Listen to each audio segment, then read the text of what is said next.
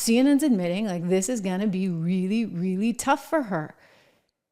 And you see, when you're this close in the NBC News poll, I mean, he's way ahead in Polymarket, but when you're this close in these polls, that does not bear well for the Republican Party. Forgive me, the Democrat Party. It bears super well for the Republican Party. CNN admits it. Let's take a peek. I mean, the bottom line is this. At this particular hour, if you believe the polling, Donald Trump's going to put up the best performance with black voters since Richard Nixon back in 1960. Not 68, since 1960. That's 64 years ago. Among Hispanic voters, Donald Trump's going to put up the best performance for Republicans since 2004 and George W. Bush. Wow.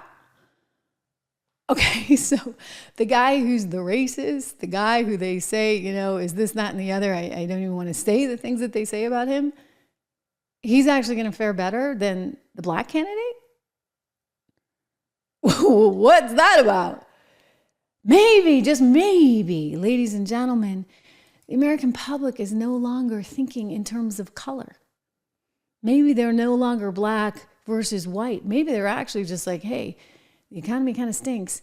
I think this guy's getting an answer because I know that it didn't cost this much to buy a dozen eggs at the grocery store once a week when he was president. I know it didn't cost this much to fill up my gas tank when he was president.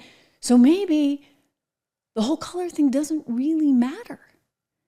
Imagine that. Maybe it really is actually just the economy. Could it be? I mean, ABC News admitted it. Some 59% of Americans say they believe the economy is getting worse, compared to just 23% who say it's getting better, with more Americans trusting Trump to handle the economy if he wins a second term.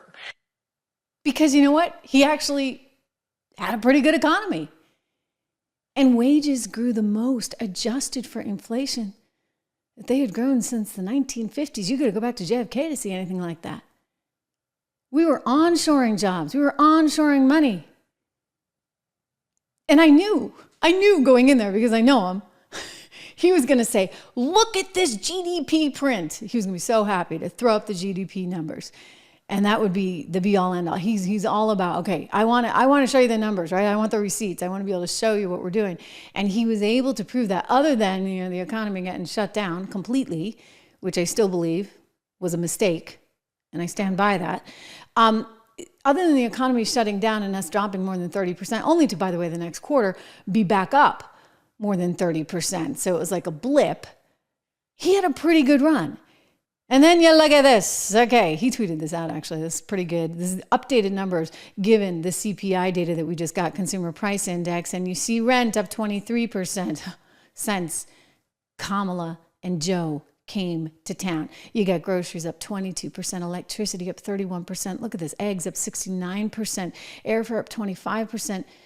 Kids at school, the food, up 70%. Car insurance, I mean, it hits everyone, right? 57%. This is pretty scary stuff.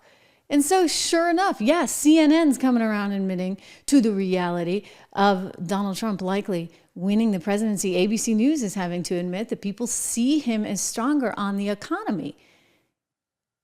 I mean, this is just, I think, sort of a case where, you know, you have somebody who is a proven entity who was discarded because people didn't really care about policy enough. I think they really bought into that media narrative. We want nice, nice, nice. And so we got nice Joe, who never came out of his basement, never told us anything about policy. And now the Democrats actually think that they can do that again. They want to run that playbook. Kamala's just, oh, she's Mamala. And you can feel good about yourself if you vote for Kamala. And people are like, well, I'm not going to feel good about myself if I don't have any money in the bank. And so consequently, she's suffering.